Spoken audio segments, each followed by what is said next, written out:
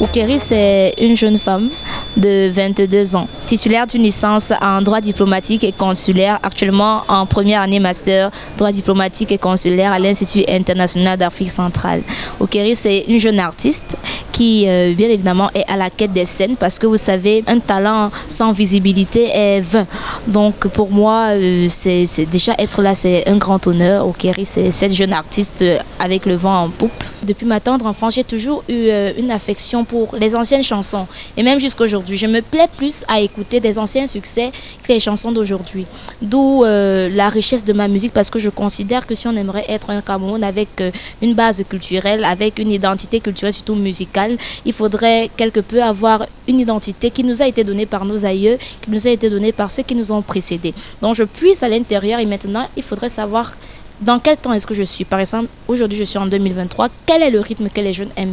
Qu'est-ce que les jeunes aiment? Qu'est-ce que moi-même je pourrais écouter tout en rappelant ce qui vient de l'ancienneté, si on peut dire ainsi entre guillemets. Donc quand je fais cette fusion, ça ramène à ce que l'on a maintenant. Un peu de world, un peu de soul, du bikutsi un peu moderne, un peu de rap, mais du rap dans du bikutsi. Wabanga me babondi natondae wiyamo naine. Dangwana episeyo olema na bwana badiani badinavao wiyamie valacheya etiyongo. Maria, c'est une chanson qui valorise la mère. C'est une chanson qui bénit le ciel d'avoir créé la femme qui est porteuse de vie, la femme qui est mère de l'humanité, c'est elle qui est la tendresse, c'est elle qui est la source de toutes choses en fait. En dehors de Maria, lorsqu'on parle par exemple de Badiani, c'est une chanson qui parle des au revoir. Des au revoir, c'est-à-dire pas seulement de par la mort, mais par des voyages, des personnes qui se séparent pour un court moment ou pour de bon. En dehors de Badiani, on a Manzamba. Manzamba, c'est un titre qui glorifie le Fils de Dieu, parce que Manzamba signifie le Fils de Dieu en langue ewondo. Et donc, c'est une chanson qui dit en fait que quels qu'en soient les différents les parcours, quel que soit le parcours, les différentes étapes de ta vie, c'est le Seigneur en fait qui maîtrise la vie de chacun, la destinée de chacun et qui saurait toujours vous mener vers la bonne voie, quel que soit ce que les hommes pourraient dire. Ngot, c'est une chanson qui valorise la femme. Dans quel sens? C'est une chanson qui présente en fait le bassin, parce que Ngot c'est le bassin en langue boulot, qui montre un peu à la femme d'aujourd'hui qui a tendance à vouloir exhiber son corps et ses formes, qu'elle a mieux à faire et qu'elle pourrait mieux faire et encore être d'une meilleure aide pour l'Afrique, son pays, sa patrie et même sa famille en valorisant toute autre chose que son corps. Donc ce sont des sujets pour moi de tous les jours. Voilà pourquoi je parle d'Ening. Enfin, Akele qui est mon coup de cœur. Akele, c'est une chanson qui raconte l'histoire d'une jeune fille qui s'est fait beaucoup maltraiter dans son enfance et qui lorsqu'elle grandit et parvient à réussir, elle se retrouve toujours critiquée. Akele présente en fait chacun de nous qui dans les débuts, on ne voit jamais comment la personne travaille. Mais dès que la personne brille, entre guillemets, on a tendance à dire que la personne a trempé, la personne a fait ci. Parce que pour les hommes, le bien ne peut jamais être naturel, mais peut toujours être connoté à tout, sauf à ce qui est de bon en fait. Voilà pourquoi Enyi. Parce que ça traite des sujets de la vie. Le Cameroun Talent Show, ça a été un concours, pour moi le concours le plus compliqué jusqu'ici.